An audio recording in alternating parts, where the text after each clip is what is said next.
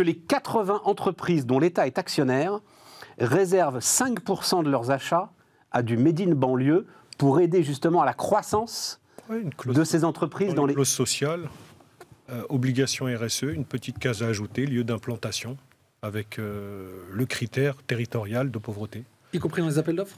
Surtout dans les appels d'offres. Surtout dans les appels d'offres. Ouais. Et sûr que tu as le droit. Il faut rajouter une case. Avec Thomas Guilly qui vient de passer un niveau décret européen pour que ça puisse se faire. C'est qui Thomas Guilly ? Je sais pas qui. Qui est secrétaire d'État à l'emploi. D'accord. Qui est dans le gouvernement, fait passer un décret. Donc, à partir de maintenant, on a tous les outils réglementaires. Comment ça, tu veux dire, le décret est passé ? Ah oui, il y a un décret qui est passé, oui. Qui te permet, dans un appel d'offres, de glisser, de mettre un critère... les achats sur les achats, ce qu'on appelle les achats responsables. Critères territorial. Donc, sauf que, attends, parce que je trouve que je sais à peu près comment c'est fait, les appels d'offres. Le problème, c'est que ça ne peut pas être un...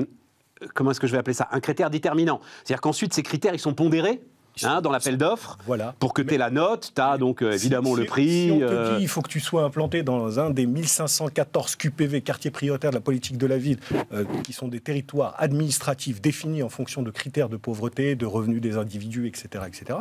Si dans l'appel d'offres, on te dit que tu dois être implanté et que ça te rapporte 2, 3, 5, 10 points sur la note globale, c'est toujours 5 ou 10 points. Ouais, tout à fait. Voilà, et donc ça va te favoriser ton appel d'offres, l'orienter un petit peu plus. On est d'accord. Donc on a, comme ça. Et effectivement, c'est un peu technique, administratif, technique, mais aujourd'hui c'est faisable. Ce qui manque, pourquoi je parle des 80 entreprises logées dans cette agence des participations, c'est parce que l'État doit donner l'exemple en tant qu'actionnaire. Et puis, nul doute que si ça marche avec ces 80 boîtes, que ça marche avec Air France, que ça marche avec EDF, derrière, le CAC 40, le SB 120, toutes les grandes entreprises dont on parlait tout à l'heure, dont on a besoin, on le disait tout à l'heure, les TPE et PME, y compris celles installées dans les QPV, elles vont suivre. Ouais. C'est déjà une vraie politique. Oui, non, mais alors, en fait, non, parce que je travaille avec les acheteurs. Tiens, d'ailleurs, on en reparlera lundi. Là, on fera le point justement sur tout ce qui se passe au niveau des achats.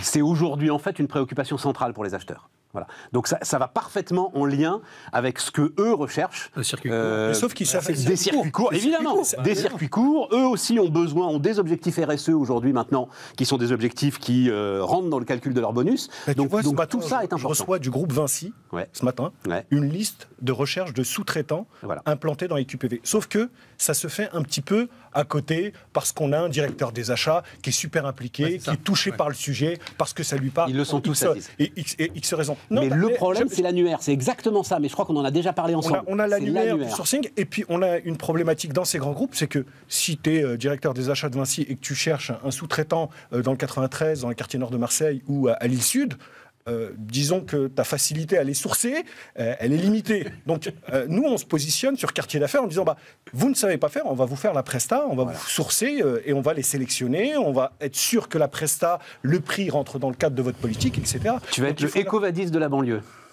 Vous avez tous entendu parler, Ecovadis, qui est aujourd'hui quasiment en situation de monopole sur la RSE, mais à l'échelle mondiale. Et il faut que tu fasses ça, Mais le sujet, il est, qu'est-ce qu'on fait de ces territoires ? On ne peut pas laisser des territoires mourir à 20-30 km de Paris, des grandes agglos, etc. Qu'est-ce qu'on en fera ? On a des friches, on a du foncier, on a un taux de chômage, on a un taux de chômage supérieur à la moyenne. Donc, si tu le regardes d'un point de vue positif, une main-d'œuvre disponible. Donc, qu'est-ce qu'on en fait ? Et je pense qu'en s'appuyant sur les entreprises qui sont là, qui existent, il y en a à peu près 55 000 qui sont implantées là, il y a 1 millier d'ETI installés, 1000 ETI installés dans ces QPV. On ne le sait pas quand on pense banlieue, on se dit ça doit être le kebab ou le coiffeur ou le boucher. Non, il y a 1 millier d'ETI. Tout à l'heure, tu donnais le chiffre de 6 000 ETI. Sur ces 6 000, il y en a 1000 installés dans des QPV. Qui le sait ? Faisons la promotion et disons aux gens, venez vous installer, il y a du business à faire, il y a une manœuvre disponible, il y a des bassins d'emploi. Et puis, aux grands groupes, plutôt que d'aller monter des usines à gaz, des subventions, des machins, orientez simplement un petit peu vos achats. En même temps, je suis en train de me demander... L'Oréal, qui a quand même son siège social porte de Clichy, là, etc., peut-être qu'ils sont... ça reste un mystère pour moi, d'ailleurs, que L'Oréal soit là. Et peut-être qu'ils sont dans un QPV, en fait, L'Oréal. Oui, c'est sûr. Peugeot à Aulnay, c'était le cas. Voilà, il y en a beaucoup. Il y a SFR à Saint-Denis, il y en a quelques-uns. Il y a... Oui, il y a toutes les grandes boîtes qui sont à Saint-Denis maintenant doivent l'être. C'est un QPV, c'est-à-dire de l'autre côté en face du pardon pour ceux qui sont parisiens. En même temps, on peut parler tout le monde, tous ceux qui regardent Bismarck à un moment prennent l'autoroute du Nord. Et donc de l'autre côté, en face du Stade de France, là, c'est quartier prioritaire de la ville. Le 93 est un département quasiment QPV intégral.